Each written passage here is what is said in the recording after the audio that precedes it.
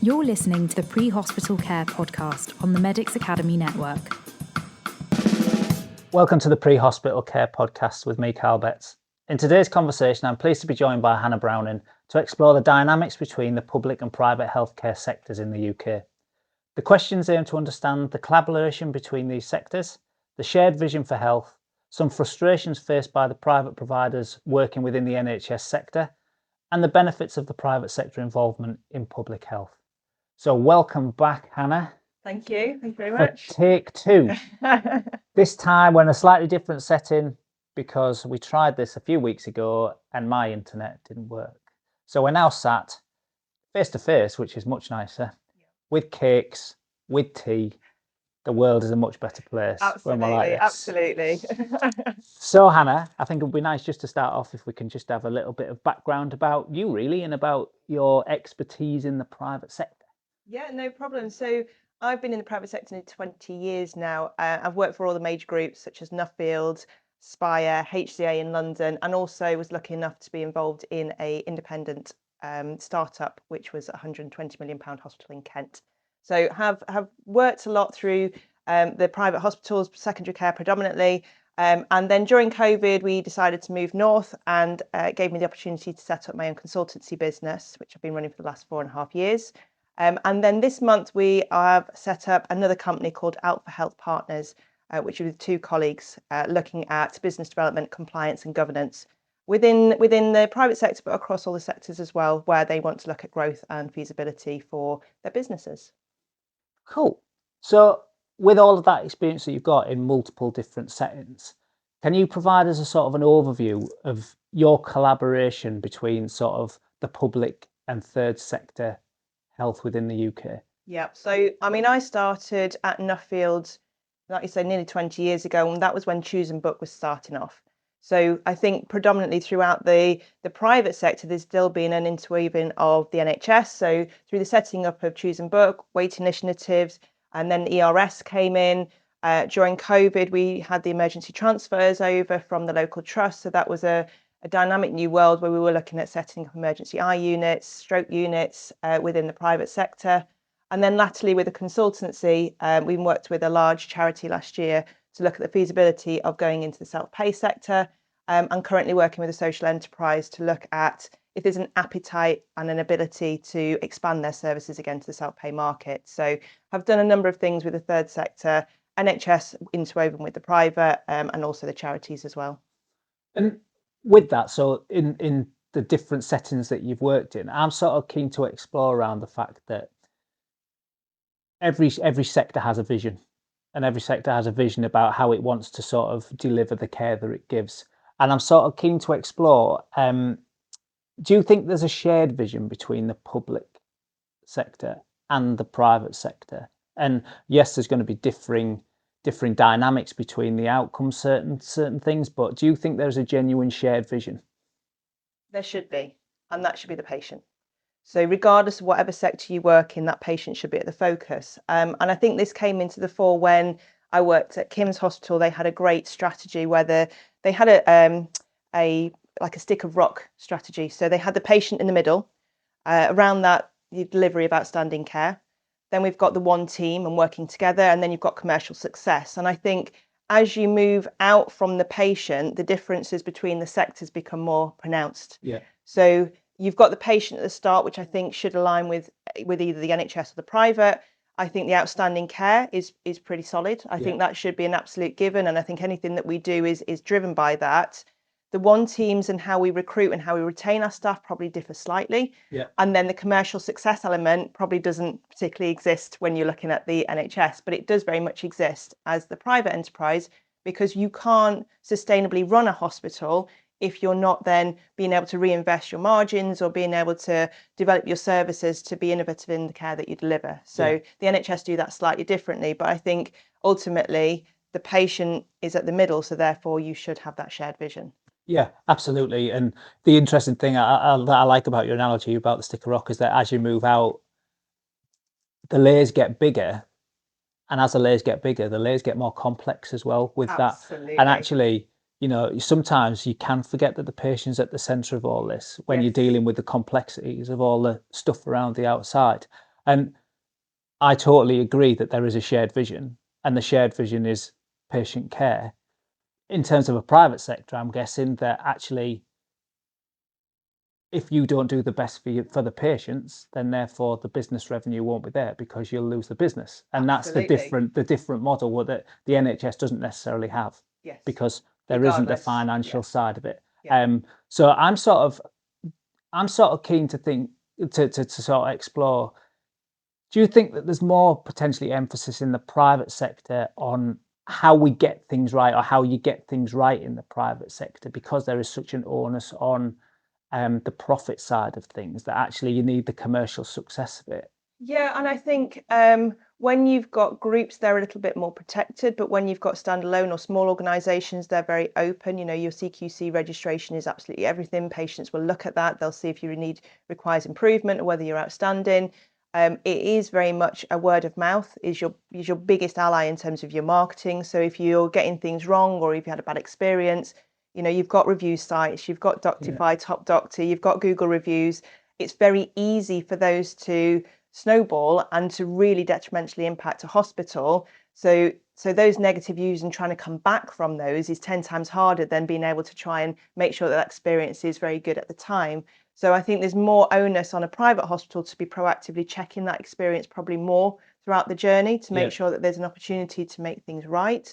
But again, the clinical care, clinical hospitals now are using things like Amplitude to collect data. They're not just using the NGR for their joints and the mandatory. They're looking at how they can show their clinical data to differentiate themselves from their competitors, because it's a really, when you look at hospital A to hospital B as a patient that's going to pay for themselves or go through their insurance, what is it that's going to make that difference? They've all got lovely fancy websites. The consultants often go between multiple hospitals.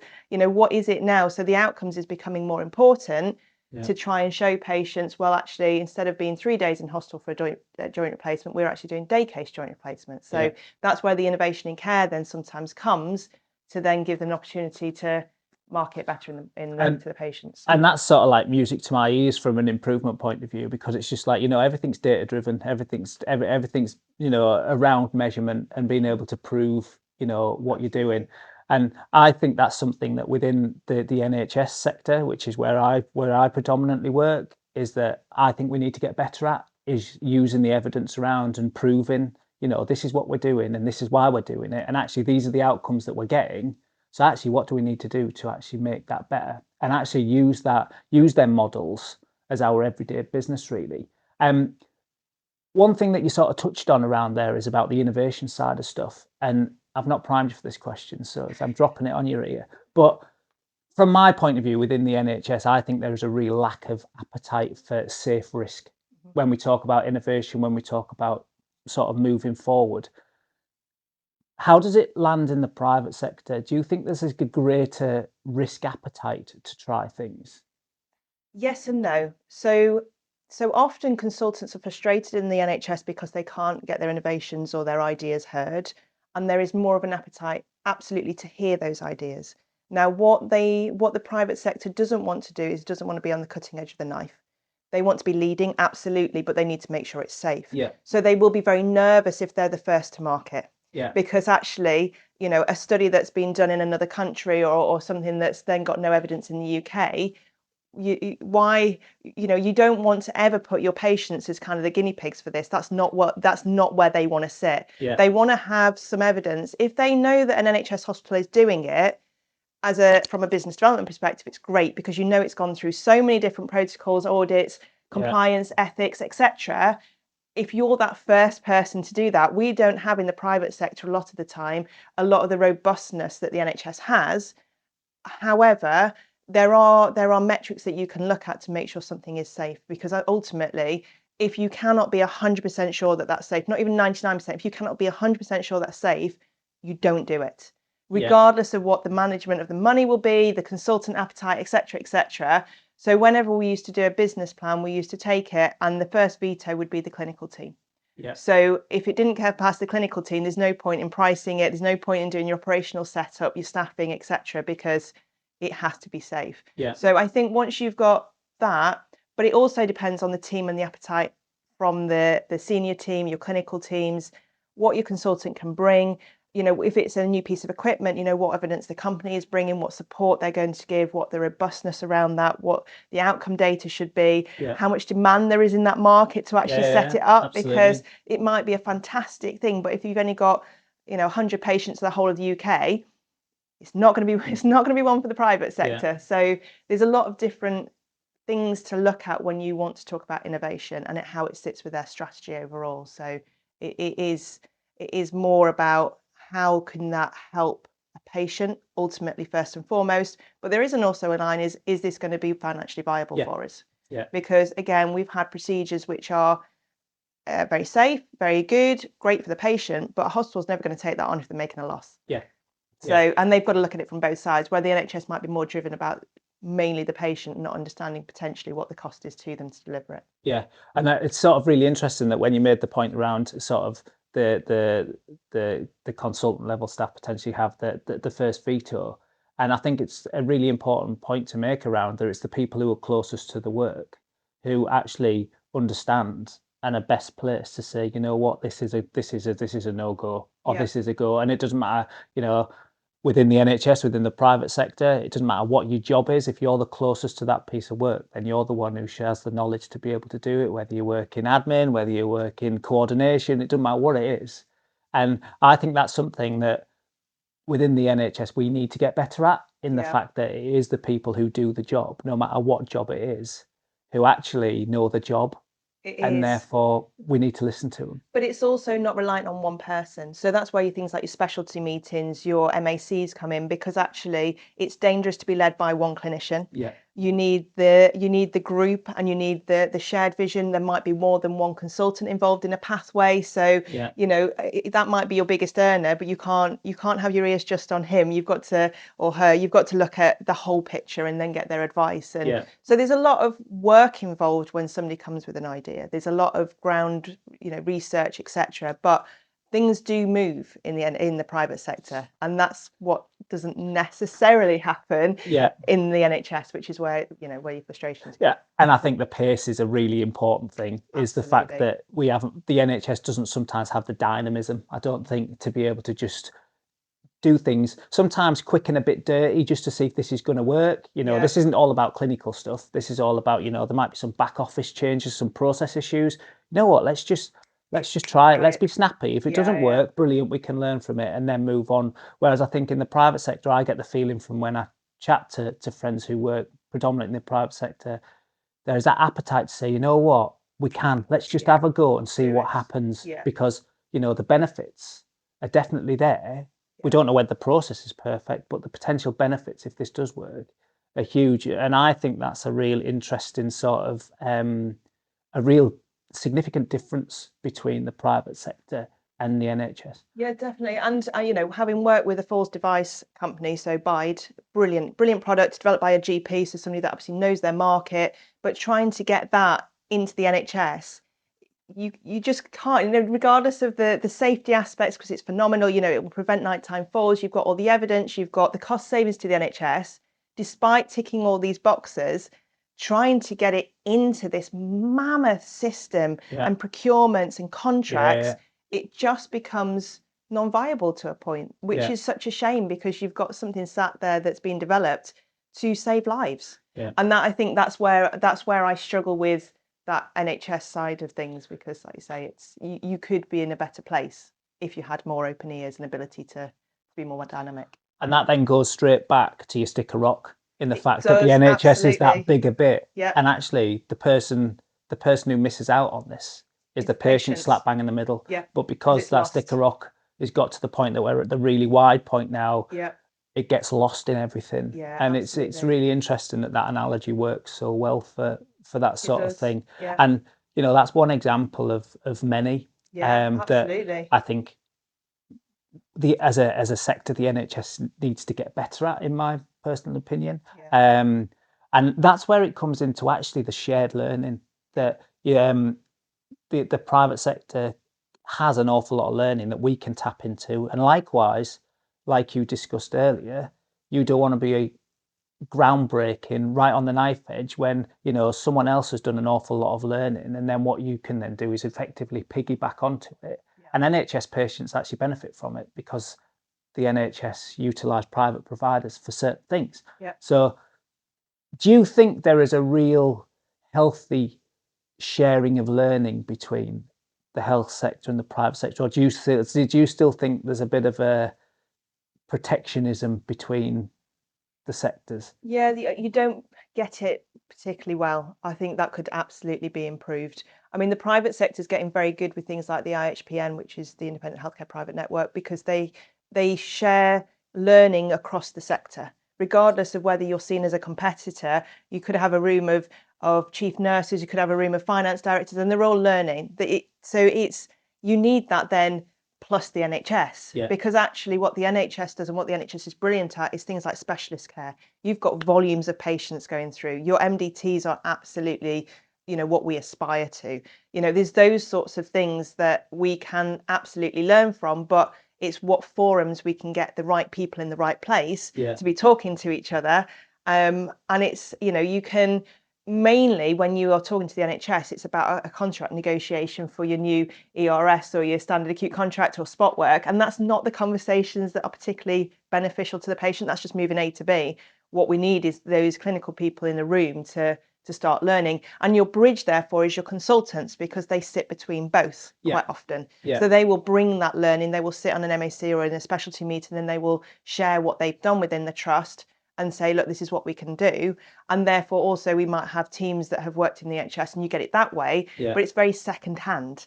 Rather than the right people talking to the right people at the right time. And especially when things are quite topical. I think the best time that we did it was COVID.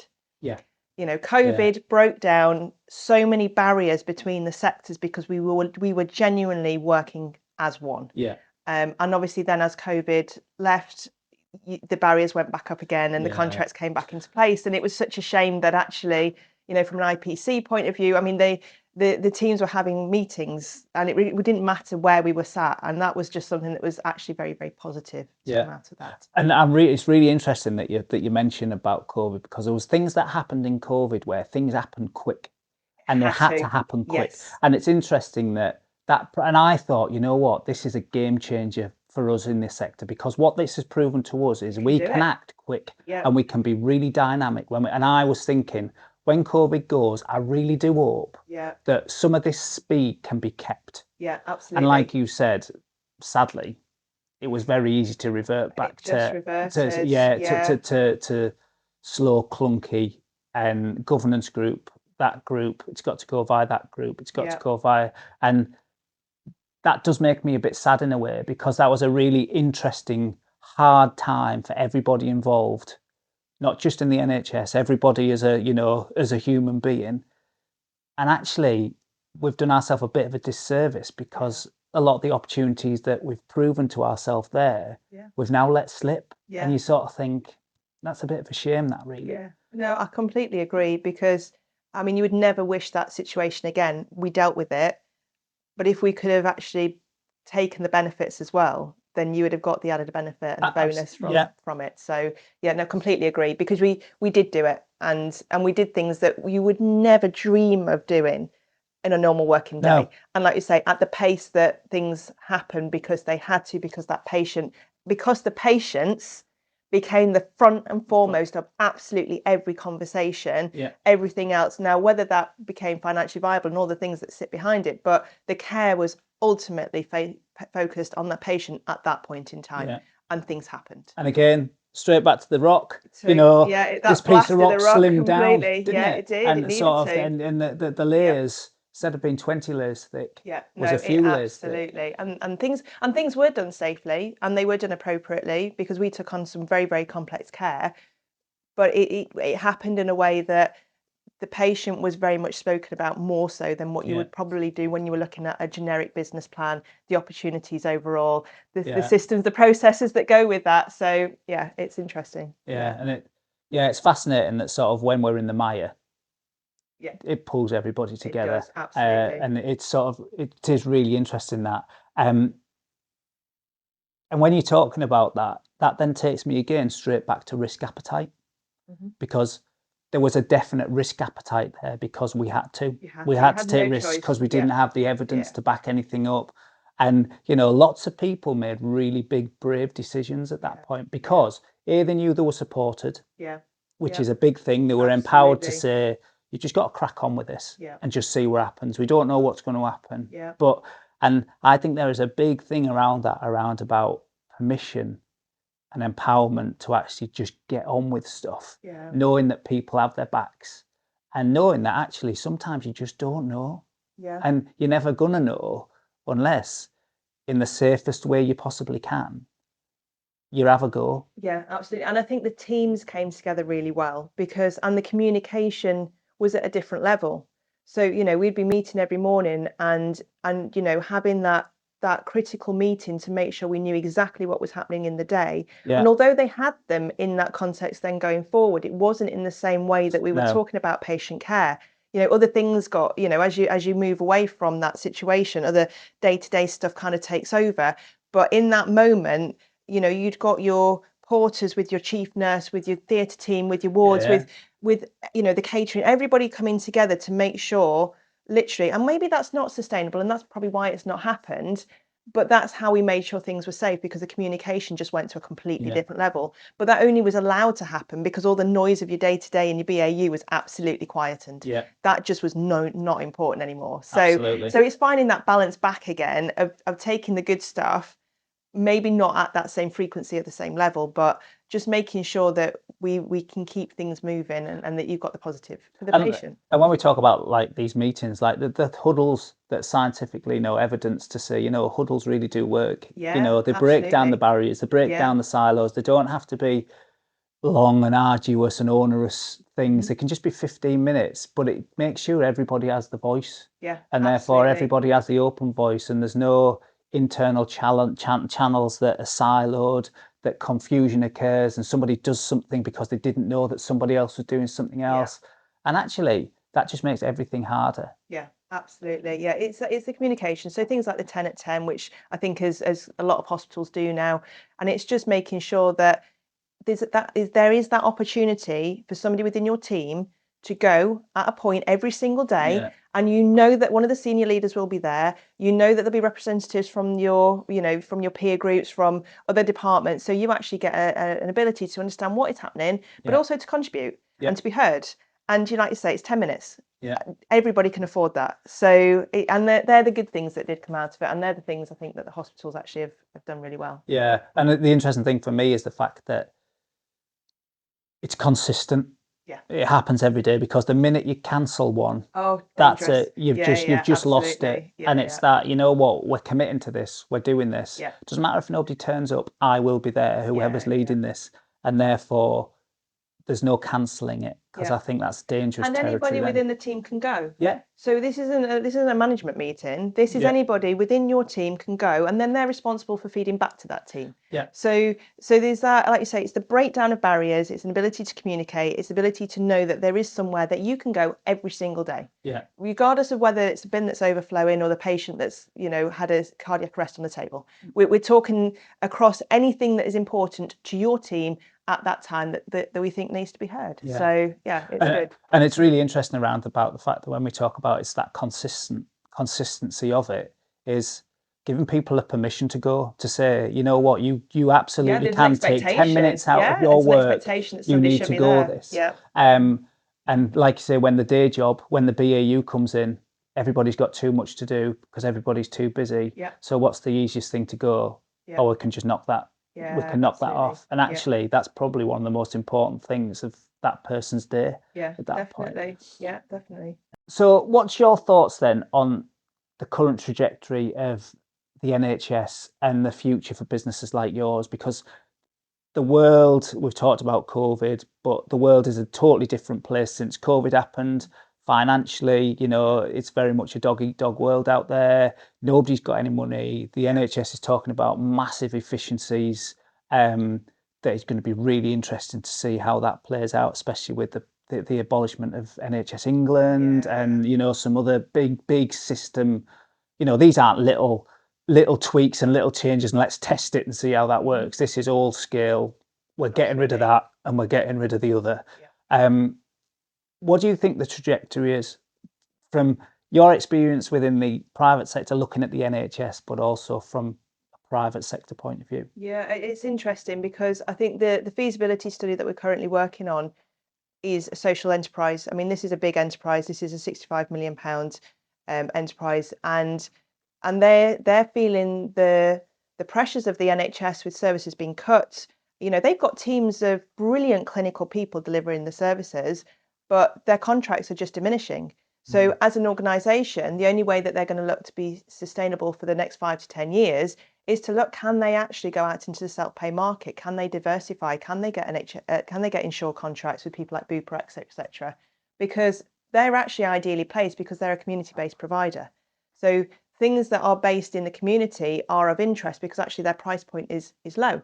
So if you're offering a physio appointment, or if you're offering a care at home or something for the corporates, it should be attainable to quite a lot of people. Whereas when you're going into secondary care and you've got a joint replacement at 15,000, you're talking about a different level. So I think there will be more people looking at diversifying what you regret, whether that's training, whether that's self-pay patients, whether that's looking at consultancy. Some of these people are looking at consultancy, and I think there will be a market to look at how that works, because I think what we've found is, even though you might offer brilliant clinical services day in, day out, and you see hundreds and thousands of patients, you can't just suddenly change one day from serving NHS population and open your doors to the self-pay market. It's a very, very different beast. Yeah. The way the systems, the processes, the marketing, the patient journey is different. So I think there might be more people reaching out to people like myself, these sort of consultancies, to say,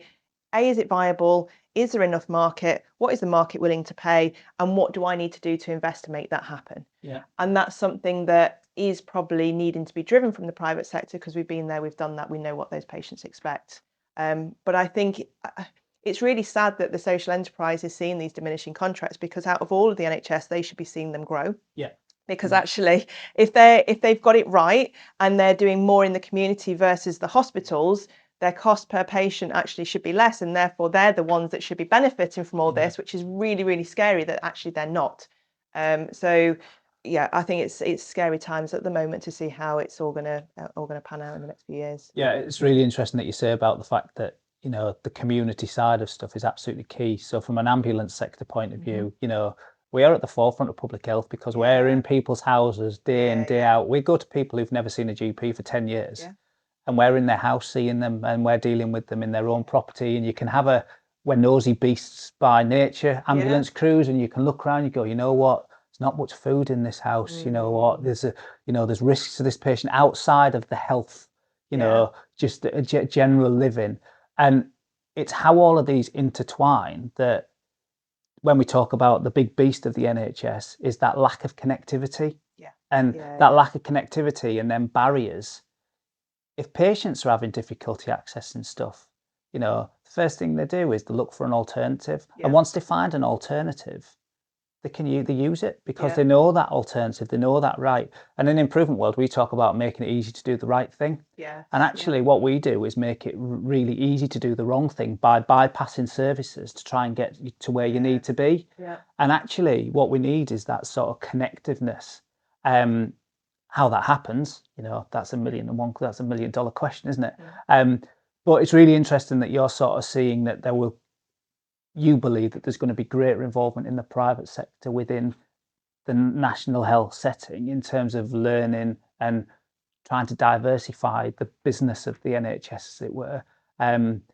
Because we do have to start saving money, but actually is there opportunities for the NHS to make money at the same time? And it's money is always an evocative thing, isn't it? And it's always I hate money generally. It's not one of my fundamental joys in life. But everything, when we start talking about money, it's just evocative. It scares people because you think are we cutting jobs? Is my job on the line? I'm thinking, if my mum needs some healthcare, is the healthcare going to be there for her? Free at the point of care still? What's going to happen down the line? And sort of as soon as you talk about money, it just gets people sort of emotive for a start. Yeah, it does. But when you're looking at, if you can give patients choice, and if a patient chooses to go down that route, And this is bearing in mind that they shouldn't be forced down that is not the way, this is not how it should ever work. But if they choose to do that out their own will because that's where they'd like to go, and that company then makes money out of it, if that money is then reinvested for the benefit of those that can't afford it, Yeah. then you should be in a win-win situation. Yeah. What I think what isn't right is when those patients don't feel like they have a choice. Yeah. And then they're feeling like they're having to sacrifice something else to pay for their care. That is absolutely not the world we should be living in. But there are plenty of patients that, for whatever reason, they have the funds, they have the money, they want to go down a different route. It's that reinvesting back into the care that is the important thing. It's not to line somebody's pocket, not to, I think most hospitals and healthcare organisations are very good about reinvesting back into the technology, into the equipment, into the pathways, into the services. And some of them are just literally at the moment, literally reinvesting just to survive. Yeah. That, I think there's a perception that healthcare providers make lots and lots of money. There's a lot of healthcare providers that are barely wiping their faces at the moment in the private sector, because the patient acquisition, the marketing, the getting out there, the staffing costs, all of those things that go with running a business are expensive. Yeah. There's no cushion of the NHS. This is them going out, providing care to a patient. Then you've got to make sure that actually ties up, because otherwise a lot of business are closing because they're not sustainable, and then the patient loses again. So it's just finding that balance, I think. And it's interesting because that balance is, no one knows where that balance is. No.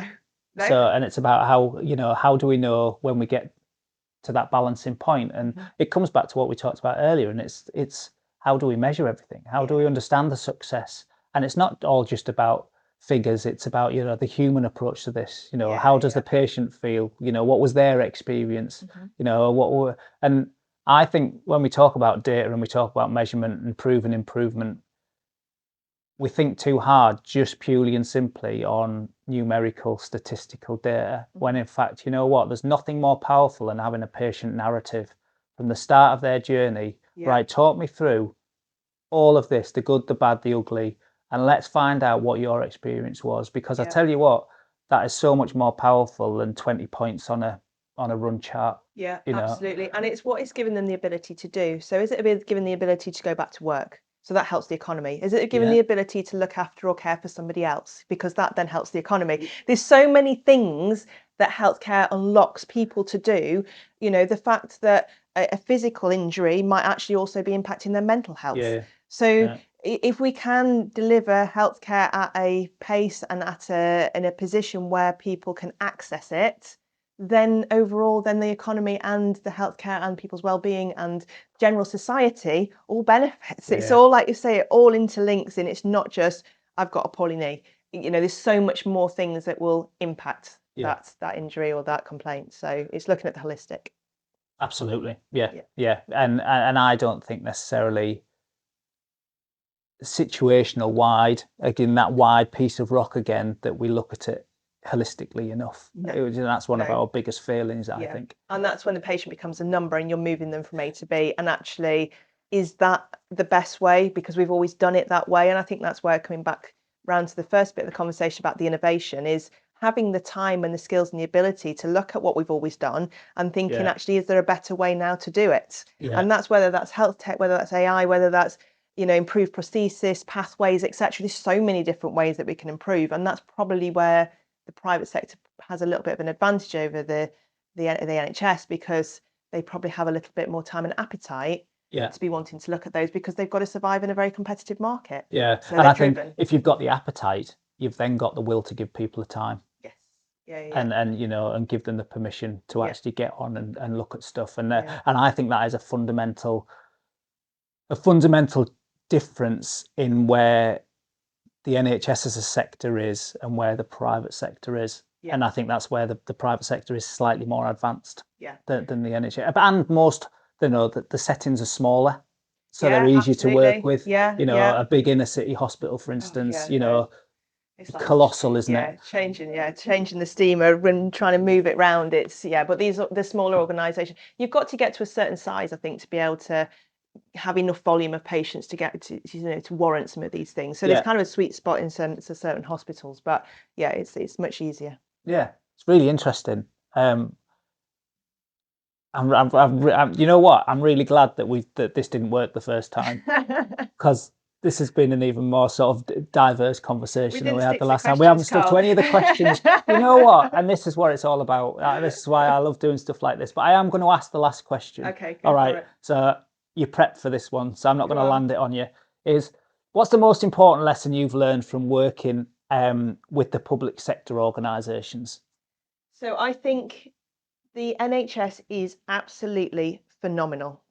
Yes, we've critiqued it today and we've said what's wrong with it, but there's so much good stuff in the NHS. And genuinely, it is the backbone of healthcare within the UK. And I think there is a lot that we can learn. I think there's a lot that we can learn about how care can be delivered. I think it's how we process patients, because obviously you're dealing with volumes.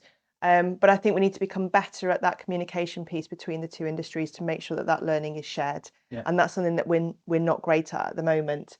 So it's making sure that we can see them as a competitor in a way, because actually if you see them as a competitor and you're looking and you're learning from all the good stuff, then things start to progress and develop. Yeah. So the MDTs, the resilience, the patient pathways, etc.